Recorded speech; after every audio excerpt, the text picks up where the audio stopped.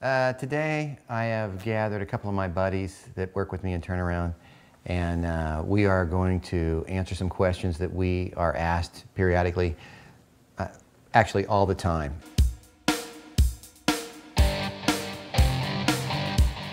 How can we help? What assistance can be received from this corporation?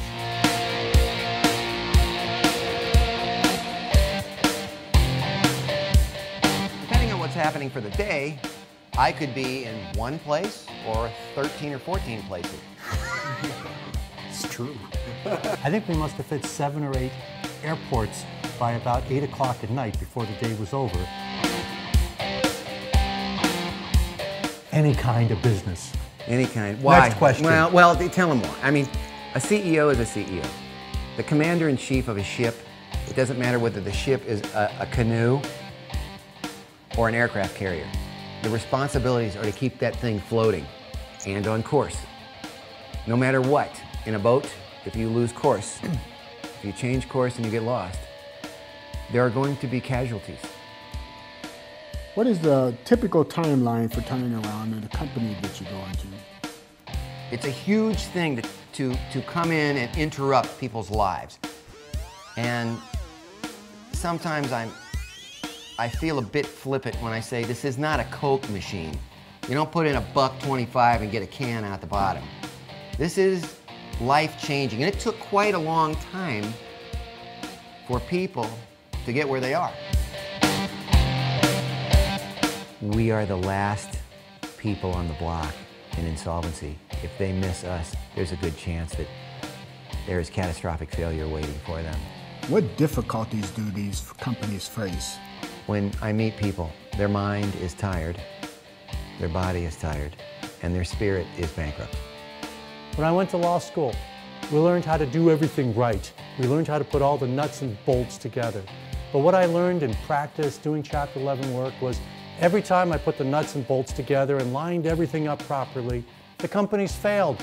If your heart is not in the right place, if you don't love your business, love your life, love your wife, love your family, if those things are out of order, if you're drinking too much, gambling, running around, being a nut, the stress is too much, you're buying too much, you're out of balance.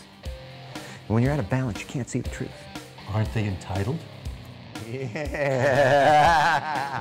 You knew that was coming. No, I forgot about that. Yes, you know, if you're watching me, you know.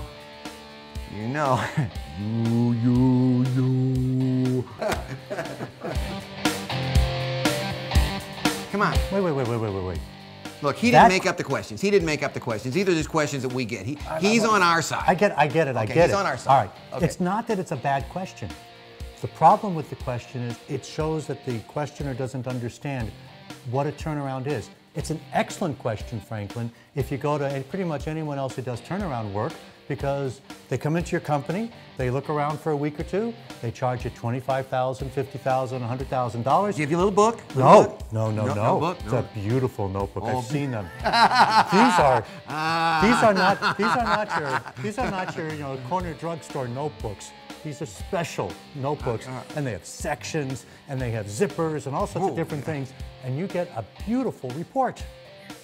That says you're cash negative. And it costs you $25,000, $50,000, and $100,000, and they've done their job. Look, honey, we're cash negative. We didn't know that before we spent the $25,000 bucks. But the turnaround guy who answers that question can tell you, yes, your turnaround is going to take 2 weeks or a month while I do my work, and I'll project that after I say goodbye to you, Franklin, your company is going to need 2 months to get out of trouble.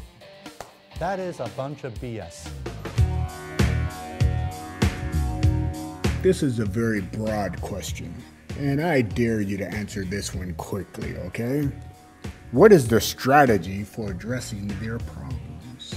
I mean, if suddenly a bar is in a wrong place because the highway department decided to blow up the street in front of it, I move the bar. I don't pay any attention to the way it should be, it's supposed to be, the way it used to be, the way it could be, the way I'd like it to be, the way it would have been if. I don't deal with that. I don't let anybody deal with that. I deal with the way it is right now. So if nobody wants to buy hamburgers anymore, I'm going for chicken. If nobody wants to do chicken anymore, hey, I'm going for barbecued ribs. If nobody wants to drink water anymore, I'm into Coca-Cola.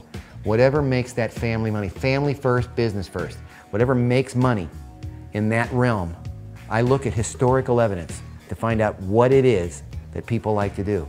So if there is any change to be made, I make that instantaneously so that I can get back to the heart and soul of the guy.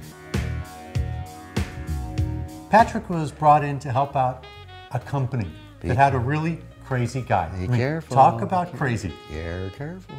Why? Just because. Okay, Yeah. I'll be careful. Be careful. I go into my first meeting. I'm hired as the bankruptcy lawyer. I have no clue if a bankruptcy is a good idea or not. But I go there, and it's in a fancy building, a fancy office.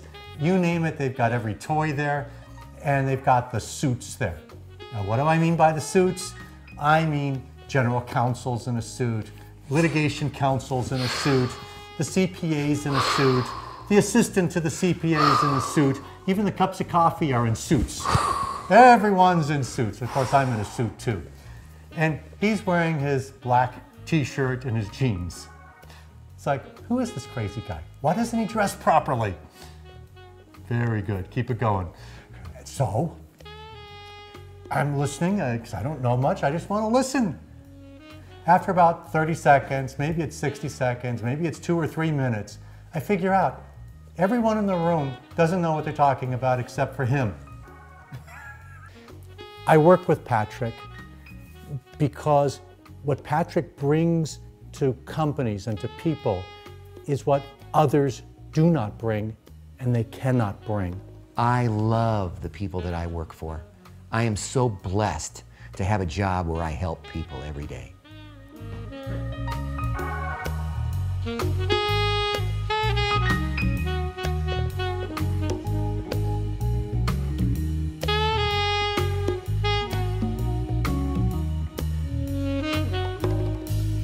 I've been thinking about you for a long time. Something's kind of weird when you say